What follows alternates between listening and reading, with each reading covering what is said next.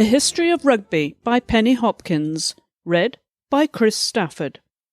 In the world of women's sport, particularly in the Northern Hemisphere, rugby has constantly slipped under the radar. It has never achieved the heights of publicity afforded to association football. Even in the 21st century, although its external profile is improving, it's still very much a poor relation compared with football and, to some extent, cricket. And yet, within the game itself, the last 20 years has seen the popularity of women's rugby union explode. The view of the outside world may still be lagging behind, but in the rugby world, the women's game is flourishing and growing.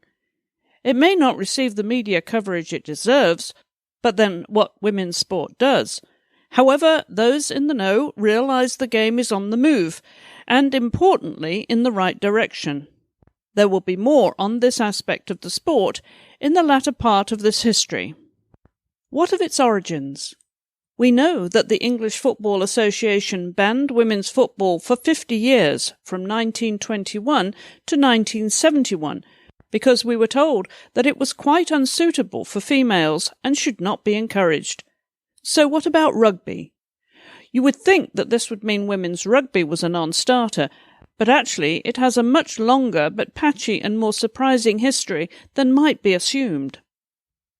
The story of the birth of rugby has passed into legend, the moment when William Webb Ellis picked up the ball and ran with it during a football match at rugby school in 1823. And even though there is little evidence to support the idea that it actually happened, it's a great story and deserves to signal the origin of a new sport. A mere 50 years later, in 1881, we see the first mention of women playing a sport akin to rugby in Liverpool, England. A series of football matches between England and Scotland had been taking place in June 1881, but then for some reason, which is still unknown, in the game on June 25th, the players seemed to play a version of rugby instead. It was a distant version, admittedly. Points in any kind of rugby were not introduced until 1886. Before that, results were down to goals. A field goal scored from open play or from a free kick or a try when a player touched down behind their opponent's line. Even then, tries were not counted unless the number of goals was level. The description in the Liverpool Mercury newspaper of June 27th certainly suggests it was a rugby game. The Scotch team won the toss and kicked off, choosing the high ground with the wind behind them. They succeeded in making several touchdowns and one goal, and refreshing themselves with oranges, the ladies resumed play, exchanging ground.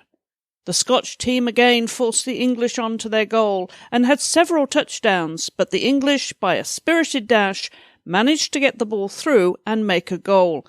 Shortly afterwards, the Scotch team succeeded in making a second goal, and thus won the game. In 1895, a series of cigarette cards produced in Liverpool shows a woman in rugby attire. They were produced by Thomas Ogden to promote his Otto de Rose perfumed cigarettes for women. They could be by the same artist, although this has not been established. What it does suggest, however, is that there was some women's rugby taking place. Frustratingly, though, little else is known. However, this is where we come to the standout event in women's rugby in its early years, and the amazing Miss Emily Valentine. Emily was a pupil at the Portora Royal School in Enniskillen, County Fermanagh in Ireland. Her father, William Valentine, was the assistant headmaster. In 1887, Emily's brothers, William and John, began to play rugby with friends, and in one game, it is recorded, their sister joined in, not only playing, but scoring a try. The school was failing at the time, and as pupil numbers fell, its rugby team faltered. They still practised and played intra-school games, though, and as both school records and Emily's memoirs made clear, she was very much part of the setup, playing on the wing, even in matches against outside teams. Amazing? Yes. Essentially, Emily Valentine is the only female player in the 19th century to be known by name. In fact, Emily's story has only relatively recently come to light. In 1891, It's reported that a women's team was lined up to tour New Zealand, but this was cancelled before it even began, due to public protest. But the next we hear of any actual public games occurring is during the First World War. At Cardiff Arms Park in Wales on December 16, 1917, a charity match took place where Cardiff ladies defeated the Newport ladies by 6-0. The Cardiff team all worked for the same company, Hancock's Brewery. While not a very auspicious start for the game, luckily there were plenty of intrepid, pioneering women determined to ensure that the sport would not only continue, but thrive. In 1932, former Rugby Football Union President Percy Royds told the Diamond Jubilee dinner at Ealing RFC, "Ours is a game not founded for women. It seems to me to be the only game today in which women cannot compete, thank goodness." We know that rugby did not exactly thrive in its early years, and the situation continued like that for the next 60 years, until the 1980s, when the women's rugby world finally started to get organised. How much the rugby establishment would allow it to organise itself before then is up for debate, but essentially there were only sporadic attempts to form teams and leagues up until this point, with varying success. It wasn't just rugby union either. In Sydney in 1921, 2 women's teams played a game of rugby league in front of a crowd of 30,000. However, for unknown reasons, they were never allowed to play again. A game called barrette was played in France during the 1920s, a variation of rugby played with 10 to a team. It was very popular throughout the decade with a national championship in place, but it seemed to disappear in the 1930s. Meanwhile, in the Southern Hemisphere, the first Australian League appeared in 1931 in New South Wales. This kept going until the outbreak of World War II, but it took some time after the war for Australia to start playing again. Women were also playing the game in New Zealand around this time, and the teams included Maori players. However, in the Southern Pacific, the game did not catch on. Indeed, it was banned for women in Samoa until the 1960s.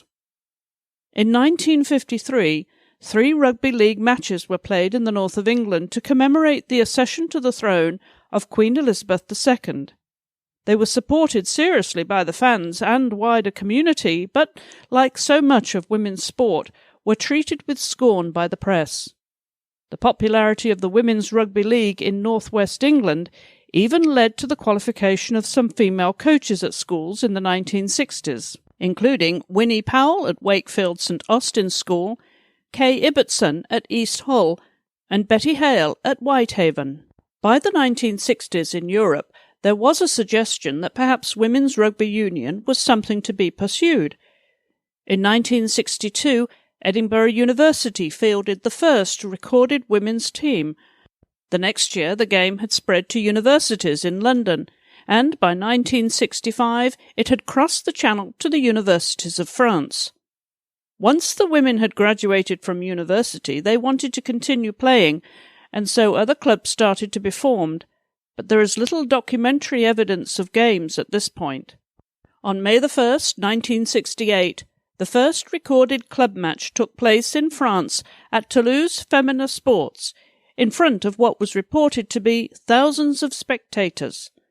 The first national association, also in France, the Association Française de Rugby Féminin, was formed in 1970. By the 1970s, the sport had made its way to the universities of the United States and Canada. Ironically, it was easier for the women's game to take off here, as the men's game was not well developed, and so the prejudice was not there. It started in Missouri, Illinois, and Colorado, and in 1978 the first national championship was played in Chicago. In Canada, by the mid-1970s, there were clubs in Alberta and Saskatchewan, and the first international between the USA and Canada took place in 1987. Back in Europe, by 1975, the Netherlands had started playing, and a league of 10 teams had been formed by the start of the next decade. Spain and Italy then followed. In Great Britain, progress in the sport was slower. The Women's Rugby Football Union was formed in 1983, and comprised the clubs of Imperial College, Leeds University, Leicester Polytechnic and Loughborough University, Magor Maidens, Sheffield University, the University College London, University of Kiel, Warwick University and York University. By 1990, this had expanded to 90 member clubs. Subsequently, the game took off far and wide, with new national associations appearing every year, including Italy in 1984, Japan in 1988, the Netherlands in 1991, New Zealand in 1992 and Australia in 1993. But if you're wondering why there's no mention of South Africa, it would be another 10 years before the sport developed on the African continent. The participants were a strange mixture of club sides and 4 national teams: United States, New Zealand, USSR and the Netherlands. New Zealand were the winners, and although it was an unpromising format, it did pave the way for the first World Cup, which was held in Wales just a year later in 1991. Although it did not have official International Rugby Board approval, the first World Cup did attract entrants from 12 countries: Wales, England, France, the Netherlands, Sweden, Spain, Italy, the USSR, Japan, USA, Canada and New Zealand. There was little backing from the men's game and precious little media coverage, but the tournament was adjudged a success, with the first winners being the USA, who beat England 19-6 in the final. From then on, it was all systems go for women's rugby union, although it was not all in the 15-player format, which is a recent addition to the women's game. Rugby Sevens is officially a phenomenon as it continues to rise in popularity worldwide. In July 2016, it reached a new peak in front of a global audience of 3.5 billion when it made its debut at the Rio Olympic Games. This is a far cry from its humble beginnings. Sevens was first played in 1883 in Melrose, Scotland, and the Melrose Sevens tournament is still held annually. At first, it did not get much traction, but by the 1920s, people were starting to take notice. In 1926, the first Middlesex Sevens was held, although the first officially sanctioned tournament surprisingly didn't take place until 1973 as the International Seven-a-Side Tournament at Murrayfield, which was part of the Scottish Rugby Union's Celebration of Rugby centenary celebrations. In the 1970s, the Hong Kong Sevens also began, and the game never looked back. The Rugby World Cup Sevens was first held in 1993 in Scotland, and the World Rugby Sevens Series began in 1999. The game is now widespread in Africa, Asia, Europe and the Americas, and is particularly popular in countries where the pool of players to pick from is somewhat limited. As an observer, it's easy to see why the game is so popular. Competitions can be organised, played and completed over the course of a weekend. The games are fast, furious and exciting, and the rules are easy to understand. Many Sevens tournaments compete for cup, plate, bowl and shield, which means very often teams have something to play for right up until the end. Women's Sevens began to develop in the 1960s, and although it was popular, it was not until 1997 that the first Women's Sevens Internationals were played. This was at the Hockey Sevens tournament. Now there are women's tournaments held all over the world. The Hong Kong Sevens was dominated by New Zealand for the first 10 years. None of the teams were official, and so the winners of the first 2 went under the name New Zealand Wild Ducks, then New Zealand for 2 years, and after that, the next 6 were won by Aotearoa, Maori New Zealand. In 2008, New Zealand did not send a team, and it was won for the first and only time by the USA, who beat Canada in the final. The first Women's Sevens World Cup took place in 2009 in Dubai, when it was held as a double-header with the men's competition. The first winners of the Cup were Australia, who beat New Zealand 15-10 in extra time, and the bowl was won by England, who dominated Canada 12-0. The perceived informality surrounding Rugby Sevens has meant a plethora of tournaments have sprung up, which have included both national and club sides, but it is the World Rugby Women's Sevens series that has really fired the imagination of the general public. It was launched as an annual competition in the 2012-13 season, and the inaugural series held events in Dubai, USA, China and the Netherlands. Since then, there has been some rotation of host countries. There was an additional event in Brazil for the 2013-14 series, and the following year, China was dropped when Canada and England became new hosts. In the 2015-16 season, only 5 events took place, with England and the Netherlands dropping out, while France added an event. New Zealand has again dominated so far, winning the first 3 World Rugby Women's Sevens series.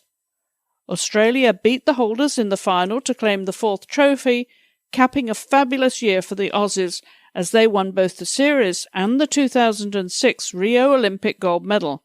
The 2016-17 series comprises 5 rounds again, which will be held in Dubai, Sydney, Kitakayusha, Japan, Langford in Canada and Clermont-Ferrand in France. The teams involved will be Australia, New Zealand, Canada, England, France, USA, Russia, Fiji, Spain, Brazil and Ireland. There will also be a 12th team invited to each round. The game's governing body, World Rugby, clearly sees sevens as an integral part of the women's game. Its women's rugby plan from 2011 to 2016 states rugby sevens for women should be identified as a priority for new investment. Indeed, it's gratifying to note that many of the points raised in this document have now been tackled. Gaps identified were lack of access to international competition, no IRB Women's Sevens international competitions, no Women's Sevens World Series, lack of high-performance plans and pathways in many unions. In the Rugby Sevens plan for 2011 through 2020, 4 specific strategies are identified as vital to growing the women's game. Creating a pathway so that every girl has the opportunity to play this new Olympic sport. Producing resources and programs to facilitate the playing of the game for young girls. Developing a sevens introductory program for women and girls. Taking an innovative approach to the development and marketing of the women's game. If these objectives can be met in the specified time frame, the game will then be truly global and could rival soccer and cricket in popularity for girls. So far, so positive, but this level of success brings responsibility, and some in the game have expressed concern that the sevens is burgeoning at the expense of the 15-a-side version, particularly in the women's game, much as 2020 cricket has almost replaced Test cricket. In January 2016, Britain's Guardian newspaper ran a story headlined, "Women's Rugby at Sixes and Sevens as Focus on Olympics Splits Loyalties." The England team was just about to start its Six Nations campaign with some of their major players away in sevens competitions. Former England player Maggie Halfonsi is one who is quoted as having misgivings. She said, "What we'll see in this Six Nations might not be as competitive as it would have been. You'll probably see England and Wales do really well because England, France and Ireland will all be involved with sevens. Everyone involved wants to make sure both formats are improving. In the end, it's not a format we're looking at, it's England. It looks bad if England's 15s don't do well. You also need a good women's 15s structure to ensure enough sevens players come through." In the same article, Ireland captain Niamh Briggs takes an opposing view. She said, "Sonny Bill Williams is playing sevens for New Zealand this weekend, and people want to go and see something like that. Then they see the brand of rugby on show and they want to play it. Okay, it's a different style, but it's still rugby, and their contracted players are training every day, unlike what we're doing. That can only make them better, more skillful, fitter and stronger. If that can transfer into sevens, it can only be a good thing." Great Britain returning empty-handed from Rio has certainly added fuel to this particular fire, and the disquiet is not just being felt in the Northern Hemisphere. Last month, the Australian women's 15-a-side team were defeated 67-3 by the Black Ferns in the first of a two-test series and 29-3 in the second. The Rio Sevens gold was indeed won by Australia, but the full side had not played a test match since 2014 and were outplayed at every position. But this does not seem to be an issue to the Australian Rugby Union, which announced in June that it will launch a full-time professional domestic women's sevens competition in 2017. It will work in conjunction with the country's universities and will comprise 8 teams with squads of 20 players. With the women leading the way, a similar men's competition will follow in 2018, and in line with World Rugby, the ARU recently announced its intention to target sevens to help grow the women's game. The trajectory of the popularity and development of rugby sevens is clearly upward, and it's good to see so many of rugby's national governing bodies committing to its women's sides. But there is the persistent notion abroad that the game could still prove to be a threat to the more traditional version. If we take cricket as a parallel, this threat could be very real. The amount of time in the cricket calendar, the resources, sponsorship and the audiences devoted to 2020 are increasing year on year, largely at the expense of Test cricket. Is the Sevens situation reaching this level?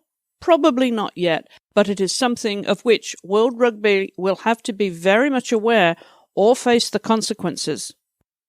While the growth of women's rugby may be considered a slow burn, there's currently a palpable enthusiasm and excitement about its future. To help us contextualise its history and appreciate its future, former England captain Catherine Spencer shares her experiences and vision for the sport, having begun her career just as women's rugby was finding its feet.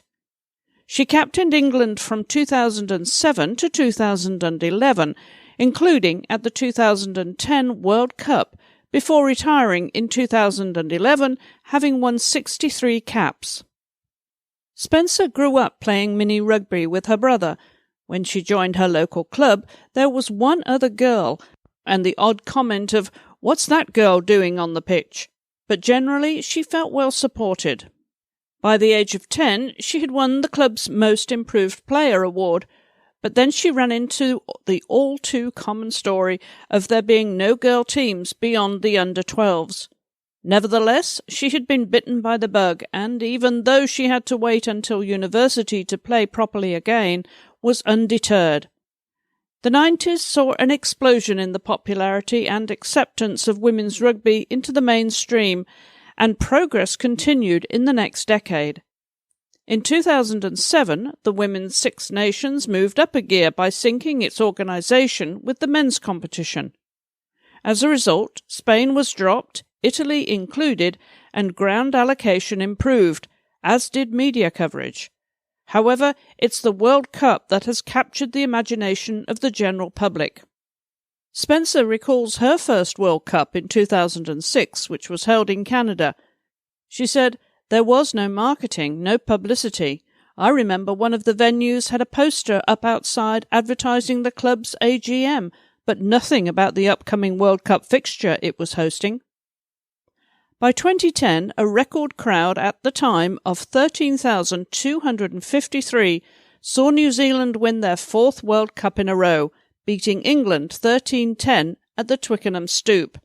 And in 2014, the Stade Jean-Bouin in Paris sold out its 20,000 capacity as England finally won their 2nd World Cup, 20 years after their first, beating Canada 21-9. And it's safe to say the resultant publicity changed the map of English women's rugby for good. It led to something that Miss Emily Valentine, back in 1887, would have considered impossible. England started to embrace professionalism. It announced its first central contracts in 2014, and Scotland its first professional player, Jade Conkle, in 2016. For England, it's all about trying to retain the World Cup in 2017, and if professional contracts work, they must be considered the way forward. So far, the Southern Hemisphere countries have resisted this idea, and neither the Wallaroos in Australia nor the Black Ferns in New Zealand are paid to play the 15-a-side game. However, the latter has continued to be the dominant force in World Rugby and will be looking to retain the World Cup trophy in Ireland in 2017. It will be interesting to see which of the two approaches will come out on top next year. Things have undoubtedly changed in the international game since Catherine Spencer made her English debut. She was living in Bristol and training at Bath University. She trained early in the morning before work. The clubs and grounds she played on were generally not fit for purpose. Facilities are generally very different now, and although she's no longer playing, her enthusiasm for the growth of the game is evident. Women's teams, especially internationally, are starting to play on better pitches and in bigger stadia, and she's in favour of the central contract system, saying, "It really does feel like there is positive change." Regarding England's Red Roses, Spencer is disappointed that after they became world champions in 2014, and with the advent of central contracts, England Rugby didn't immediately seize on the opportunity to promote the women's game more. England plateaued for the last few years, but we're coming out of this now, Spencer explains. She is still somewhat critical of the World Games organisation, though, particularly in its ideas regarding the World Cup. "I can't believe it's still only 12 teams. If they can't make it 16, then they should at least extend qualifying." Spencer is also unsure about the use of rugby sevens to promote the game in countries which are new to rugby. "There's a place for it, obviously," she acknowledges. "The Olympics took it to a different audience, but it's not a game for all shapes and sizes, and it's important that rugby is seen as that." Spencer has founded a company called Inspiring Women, an organisation providing workshops and speakers to businesses wishing to encourage and nurture their female employers and leaders of the future. It's basically what she did on the pitch, reworked for the commercial sector, and is clearly something still desperately needed in the business world. And despite her reservations, she's largely enthusiastic about the way the sport is going. Importantly, Spencer feels that women in rugby are starting to value themselves and are being recognised as athletes by being invited to events to speak in different arenas to offer their expertise. In February 2016, World Rugby announced its first official rankings of women's national teams. This had been a contentious issue for some time, as countries classified and counted their international matches in different ways, but eventually the format was agreed, and as of August 2016, the top 10 rankings stood as follows: New Zealand, Canada, England, France, Ireland, Australia, United States, Italy, Spain, and Wales. These rankings suggest that the 2017 World Cup will see a New Zealand-Canada final on August 26th. Can England overturn that and retain the title, or can the Australians capitalise on their success in the rugby sevens at the Olympics and spring a surprise?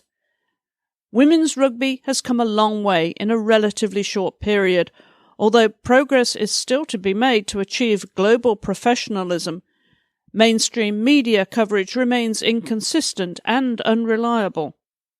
Women's rugby, like so many sports, suffers from a tradition of originally being a male sport, and consequently is still perceived as second best, a notion that is gradually being shifted by a slowly changing tide in women's sports coverage. There can be no doubt that the time has arrived for women's rugby to step out of the shadows and show the world just how good it is. Rugby Sevens advanced its reputation by becoming an Olympic sport in 2016, and the 15-a-side game needs to capitalise on this momentum.